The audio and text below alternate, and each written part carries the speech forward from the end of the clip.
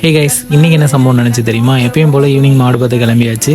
So தூரத்துலேருந்து பார்க்கும்போது மாடுங்க தான் நிற்கின்னு சொல்லிட்டு நானும் அசால்ட்டாக போய்கிட்டே இருந்தேன். கிட்டக்க போய் பார்த்தா தான் தெரியுது அது வீட்டு மாடுங்கள்லாம் இல்லை, காட்டு மாடுன்னு சொல்லிட்டு. அதுங்களும் அதோட குட்டியோடு இருந்துச்சு.